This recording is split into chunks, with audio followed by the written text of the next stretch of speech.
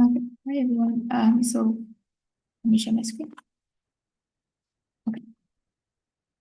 So now we'll be looking at a bit of basically what the second, English language teaching theories are, some methods and approaches, and the limitations, how they work, sort of thing. First of all, I'll just make this table with you, and I'll teach you as you go. Right. So you have the ELT method, right? Um, then a little bit of maybe the teacher's role, maybe the student's role, and limitations here, like comments, sort of thing. Okay, so okay, so let's start off with the grammar translation method. Right now, what's this? Right. Quickly unroll this. All right. What is the grammar translation method? Basically, this is also known as the Latin method, the traditional method, the Prussian method, the classical method, the grammar school method. This was basically what was used for Latin and Greek back in the day. The language style is deductive, right? So it's deductive, meaning you teach the theory first, and then you understand it. Yeah, it's quite deductive in that sense, and the aims of this is mostly translation, accuracy, reading, that sort of thing. There's a lot of translation exercises, there's a lot of grammar drills, a lot of memorization, right? The teachers is an authority figure and explains stuff, whereas the students are rather imitators. And they're also passive. So you could also say they're passive recipients.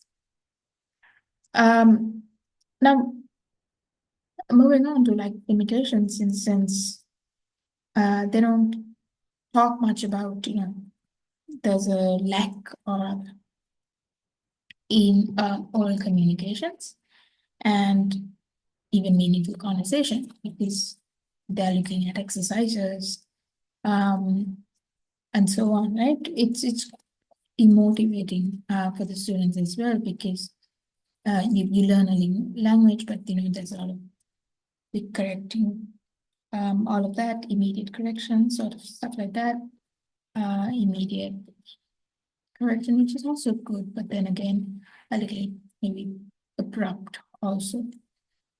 Okay, so we'll look at these more, I would say, when we get into when we do all of the methods. So let's move on. So the second method is called the direct method, also known as the natural method here. It's also called the Berlitz method, probably because Berlitz was the first person who looks at it, but then it was later put forward by Gwyn. Right, so this was looking at the oral proficiency. It's very natural language. It's a lot of immersion, demonstration, conversion sort of thing. The teacher is a facilitator and also a moderator. Whereas the students, of course, they are active participants, right? And they participate in dialogue and interact as well. As for limitations, there's a lot of independent thinking, which is good, but because it's far more speaker based, there's a lack in the writing and the reading skills that are focused, right? And there's also, grammar that is neglected. And one of the biggest ones are native languages. used at all. And because of that, you also need fluent instructors. Basically, what happens at direct method is that you are taught in the natural language in the sense that you are taught in the target language. So it might not be ideal, obviously, for people who don't know the language at all. Uh, and they're basically asked to pick up from what they hear, what they get from listening, sort of thing. Yeah, so we'll move on. We have the audio lingual method next. Um, Now this one is quite interesting. I really like this one. This was also under the behavior as well as structural psychology. Right. So it was again very inductive. So direct method was also inductive. So is this right? Inductive. And then you have the teaching. Basically very much like a pre-conductor. There's a lot of patterns. There's a lot of reinforcement. Right? So, but again, these people also have immediate correction. Students obviously are imitators and very intriguing. Limitations again, there's a lack in the writing skills, right? And obviously, it's lacking attention to meaning and even context. Memorization is also encouraged and not a great thing. So this is quite actually to be honest, it's quite mechanical. Not a fan. Noam Chomsky is not a fan of this. Basically, another thing that I want to tell you about the audiolingual method is that it was introduced by Army Special Training during WW2. Something that we need to remember is that WW2 brought in a lot of language theories, language studies, because they were looking at a growth in teaching, growth in understanding how things work. So the videos are familiar with that. It also brought in something useful for us, right?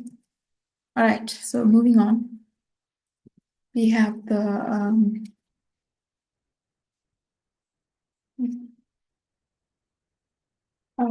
let's go community language method. And this is interestingly called counseling learning theory also. So don't know what reason. This was developed by someone called Charles Curtin. And basically the principles were lessons were done in native language, right? Teach answers in target language, and mistakes are obviously corrected by repeating as well. Again, a facilitator, trainer here.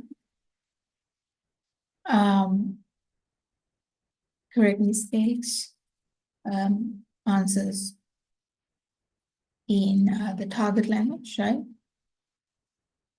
Then you have the students. Oh, I have a bit of the technical stuff here as well. Let me just probably wrote it down.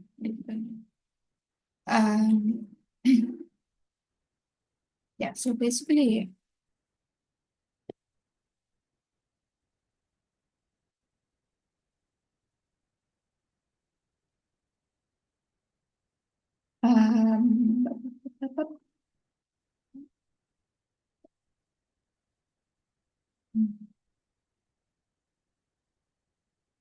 for your command language,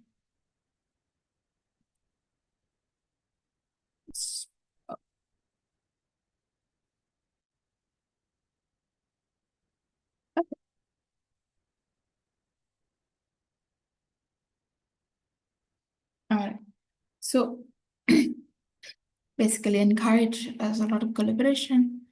And another interesting one here is that advanced students, they will act as counselors to the new students. So there is sort of a full circle going there. Again, textbooks, they don't care about textbooks much, not considered as a necessity, let's say. Right, so they introduce this thing called the SARD, whereas they look at the security, the attention, and aggression. Then the retention and reflection is there. And finally, discrimination. These are the stuff that they look at for their theories, but some activities that they do is translation group work, presentations, recording, transcriptions, then analyzing it, listening to that transcription, and then engaging in free conversation. It's quite a bit. But yeah, basically the point is that the class becomes a community, right? And which is quite nice in a way. And an important factor here is that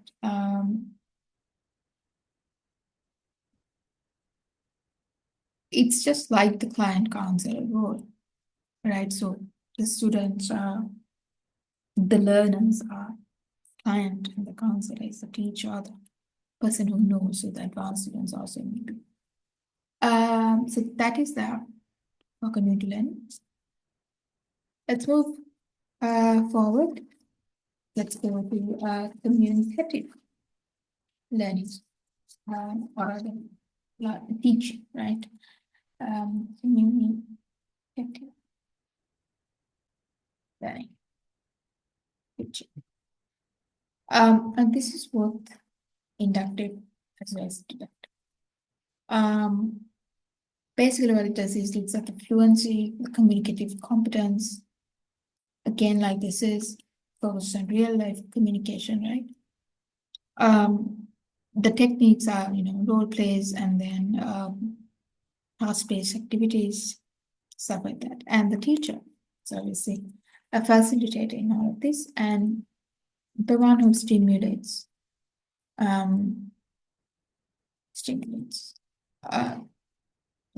real life situations. The learner is, of course, interactive, and they practice actively, right? It's very learner centric. So,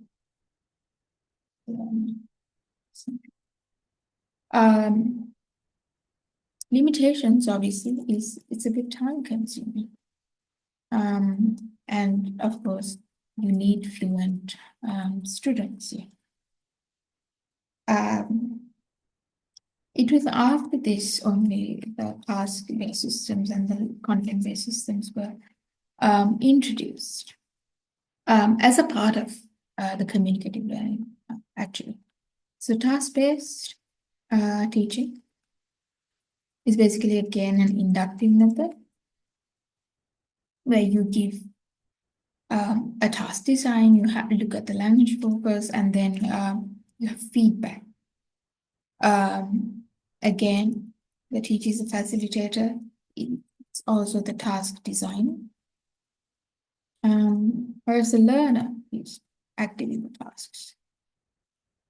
Right, so again, there's a bit of feedback going on, assessment, like does it work and stuff like that, but the same stuff.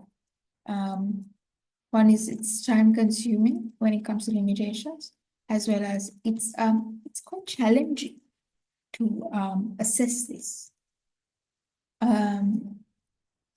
Assess as well as it's also quite difficult to align it with the curriculum, basically. So those are some of the main limitations. When you have content-based instructions, so very close to task-based. Again, a teacher is quite a facilitator.